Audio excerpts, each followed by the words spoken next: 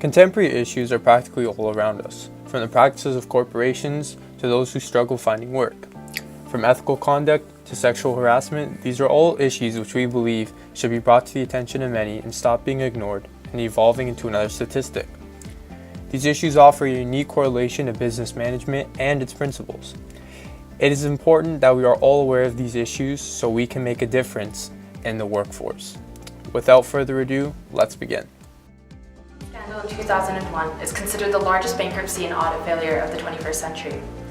Basically, Enron was a major American energy company that found their success through trading energy contracts and investing millions into stock. When these investments failed, Enron used special purpose enterprises that were backed by Enron stocks to write off their profit losses and transfer failed assets.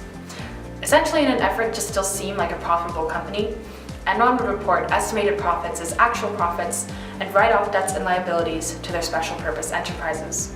Obviously, this wasn't a sustainable way of conducting business, and the result was one of the largest scale bankruptcies in history that affected thousands of employees and the loss of hundreds of millions of dollars. It's clear that ethical conduct and maintaining a moral corporate culture was one of the last things on the minds of Enron's top management. Like we learned in class, ethical conduct isn't just behaving in a good way at work. It's laying the foundation for a strong, moral corporate culture that can effectively impact a company's stakeholders, reputation, and profit. And it wasn't the absence of ethical conduct that resulted in their failure, but the enforcement of a corrupted and self-serving corporate culture that brought their downfall. This case can really be likened to our class example regarding Wells Fargo, a company that basically created hundreds of millions of fake bank accounts for their customers and charged them interest for it. Both companies showed a blatant disregard for their consumers and shareholders for the sake of maintaining an image of a profitable company and allowing top executives to secure as much money as they could for their own gain.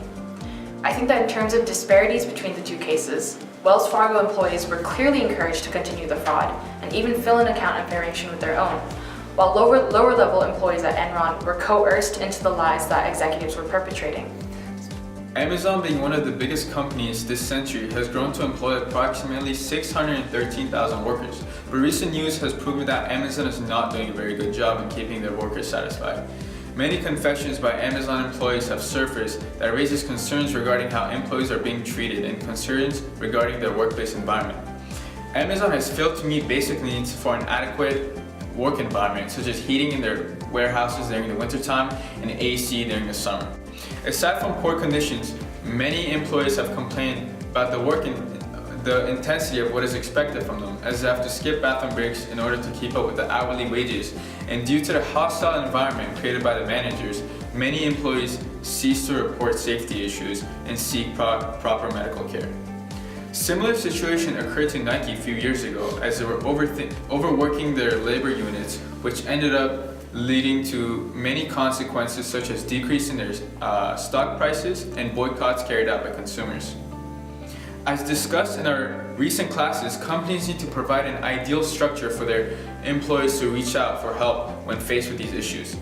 The company has an obligation to its workers to provide a system for their workers to voice their concerns without being threatened in any way. In the workplace, there are two types of sexual harassment. One is in return for favors and benefits, and the other is due to the creation of a hostile environment where inappropriate touching, grabbing, and sexual remarks are passed. This is not limited to a particular industry. Recently, incidents have been reported in the entertainment industry, politics, and entrepreneurial giants like Google and Uber. As discussed in class, in early 2017, Uber came under attack with sexual harassment issues that not only have been proven, but also not resolved. The leadership tried to cover up these issues so as to not impact their reputations and profits. For 2 years, Uber has been battling with over 200 claims. Finally, a settlement of $1.9 billion was reported by BBC. Over 20 employees were fired, including the founder and CEO, among many other senior executives. As mentioned earlier, Google is also seeing claims of sexual misconduct within their company. This is especially disheartening, as Google is famous for attempting to create the most comfortable and safest work environment for its employees. Such incidents not only impact the victims, but has other negative consequences as well. It creates a negative and hostile work environment, leading to disgruntlement, low morale, and low productivity. Of all employees, this is further escalated when such cases are not properly managed by the leadership, as seen by Uber. These incidents not only impact a company's image, but also have financial repercussions that not only impact business owners, senior leadership, but also trickles down to employees, clients, shareholders, other businesses, and industry partners. Takata Corporation is a Japanese-based automotive parts company that produces vehicle airbags for several automaker companies such as Ford, BMW, Honda, and many more. They were considered as one of the 3 major suppliers, producing 20% of the airbags sold on the global market. In essence, this issue arose when Takata made an executive decision of lowering costs by utilizing cheaper and more hazardous materials to produce their airbags. Due to the purpose heavily revolving around ethics and morals, you would expect a company like Takata to keep up their corporate social responsibility. However, Takata neglected to alert their customers about their defect in their airbags, putting millions of lives at risk, thus contradicting their mission statement. This is not a surprise, as Takata had failed to abide industry standards in the past in making seatbelts, and as discussed in class, the companies that have low ethical standards tend to make poor investment decisions in the long run. Not only did this affect the lives of their consumers, but they also manipulated internal stakeholders by ignoring whistleblowers of conducting false tests. This also speaks volumes about their corporate culture and values, as they believe that anything is justified in the name of profits. Therefore, a question that arises is, at what point does money become more important than human life? Furthermore, speaking as a Japanese myself, Takata's values and actions contradict greatly with the conservative Japanese corporate culture.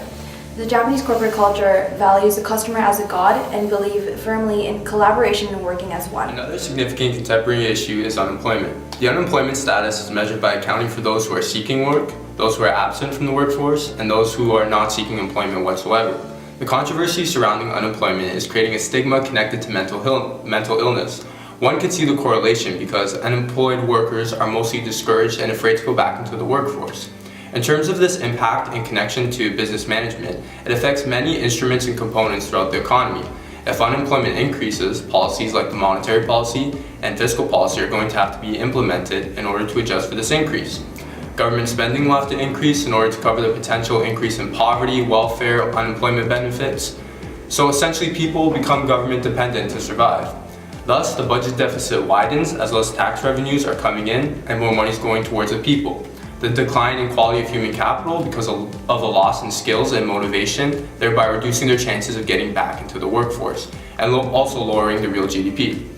Ultimately, unemployment affects everyone in the economy. For some, it can have a closer impact, but at the end of the day, it's an issue that needs to be brought to the attention of thousands and should be in the spotlight. Huawei, the second largest smartphone maker in the world behind Samsung, is making headlines after one of its top executives, Sabrina Meng, was arrested in Canada at the request of the US.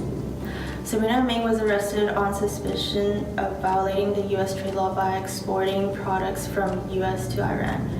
Meng tried to help Huawei cover up for their violation of the US sanction by saying that Huawei was a separate company. Consequently, this put both the United States and China's relationship at stake, as they had met earlier this year to settle a trade truce. As you know, us Canadians got called into this business not through any action of our own, but because we were asked to respond to a request under an extradition treaty with the United States. And the Americans are perfectly entitled to vote this. Due to the arrest in Canada, Meng is now suing the Canadian government because she felt violated of her constitutional rights. This also severs business with Canada and China. This topic heavily revolves the issue of ethical behavior of the company and international business as it relates to relationships between countries.